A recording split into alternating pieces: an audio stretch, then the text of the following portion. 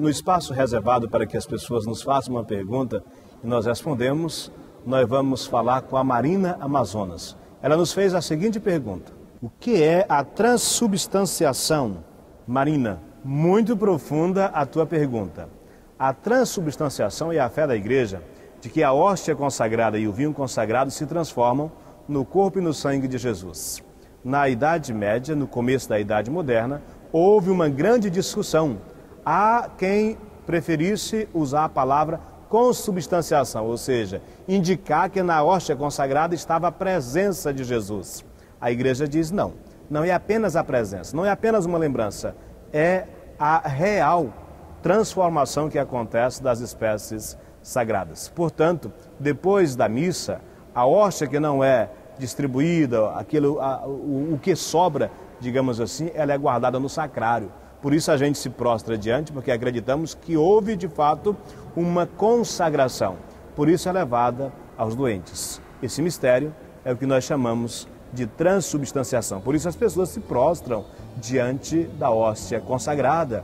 Por isso na festa de Corpus Christi nós fizemos adoração pública pelas ruas da cidade. Me fizeste uma das tuas criaturas com ânsia de amar. Águia pequena que nasceu para as alturas com ânsia de voar. E eu percebi que as minhas... Nós estamos de volta para refletir sobre o segundo grau do sacramento da ordem, o grau do presbiterato, que diz respeito aos padres. O padre, ele é um colaborador direto da ordem episcopal, recebe o ministério de estar no meio da comunidade como irmão para tornar presente os mistérios do próprio Jesus, por meio da celebração dos sacramentos e por meio da pregação da palavra de Deus. Hoje nós estamos com o padre Geraldo Brendahan, que é o coordenador de pastoral da Arquidiocese de Manaus. Padre Geraldo, primeiramente, muito obrigado por aceitar estar conosco para falar desse ministério que nos realiza e que é tão importante para a vida da igreja. Certo. Olha, tem uma imagem bíblica assim muito interessante que ajuda a compreender melhor o papel do que significa ser um padre hoje, que é uma ideia muito conhecida de todos, que é a imagem do Jesus Bom Pastor. Que essa imagem do Cristo Bom Pastor não é só para o padre, é para todos os cristãos, para todas as cristãs, porque o Cristo Bom Pastor é aquele que é capaz de carregar as ovelhas nos ombros, é aquele que é capaz de dar a vida pelas pessoas, é aquele que veio para ser servido e não ser servido. Quer dizer, então diante do Cristo Bom Pastor é que a gente pode entender melhor o que significa esse ministério tão importante na vida da igreja. E só tem sentido a vida do padre se for para servir como Jesus serviu. E o Papa Francisco tem chamado a atenção nesse sentido, não é? Exatamente. E tudo aquilo que for, por exemplo, privilégio, né, ou outras coisas a mais, o uso do ministério para benefício próprio, isso está contra a máxima de Jesus, né?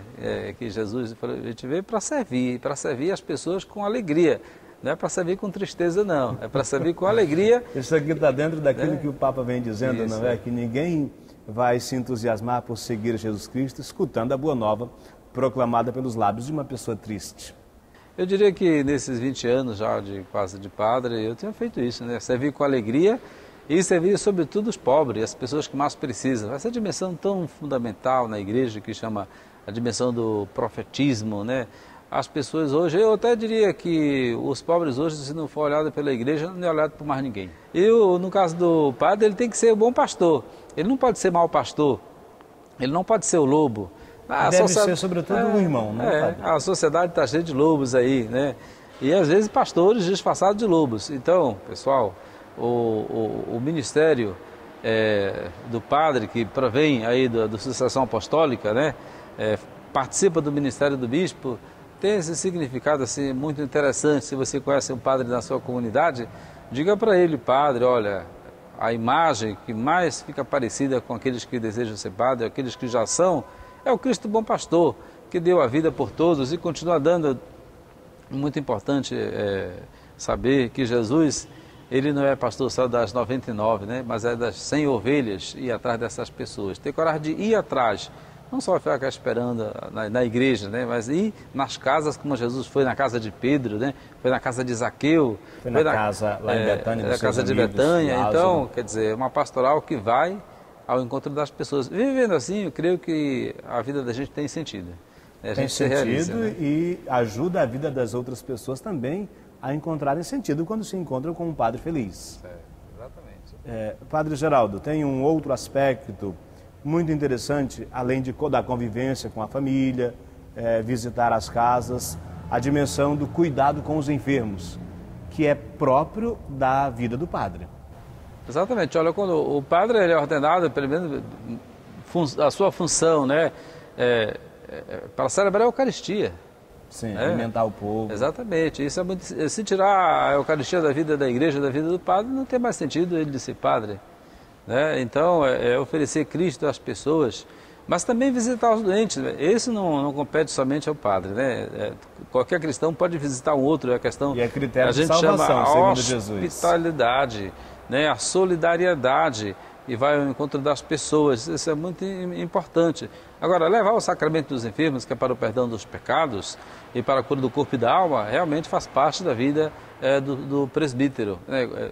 Você já foi visitado por um padre, você já recebeu a unção dos enfermos, né?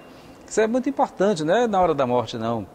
Está doente, é um sacramento que ajuda a santificar. Outro aspecto da vida do padre, ele colabora também no ensinamento, né? Assim como o bispo é ordenado para ensinar, o padre também, pastorear, mas também ensinar e ensinar. Antes de ensinar, tem que viver, né, o Evangelho. Muito obrigado, Padre Geraldo. Nesse primeiro momento, nós vamos continuar conversando com o Padre Geraldo e eu pediria que você não desligasse essa TV de jeito nenhum, porque o nosso intervalo é muito rápido, tá? Daqui a pouquinho, nós vamos continuar conversando com o Padre Geraldo. Nós vamos falar do terceiro grau da ordem, que é o grau do episcopado. O padre, ele é, sobretudo, o irmão, caminhando no meio dos seus.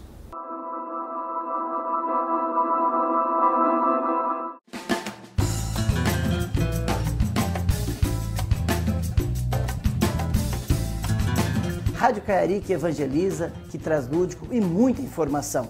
Você pode também fazer parte dessa família Rádio Caiari, ligando o seu rádio em AM 1430. E como muitos assim não têm possibilidade de estar com o rádio o tempo todo, basta você pegar o seu telefone, você vai clicar no busca e clicar Rádio Espaço Caiari AM 1430. Já vai aparecer a Rádio Caiari e você põe baixar e no instante você vai estar podendo ouvir a Rádio Caiari aonde você estiver com o seu smartphone. É a Rádio Caiari facilitando a sua vida, a nossa vida, de estarmos mais próximos.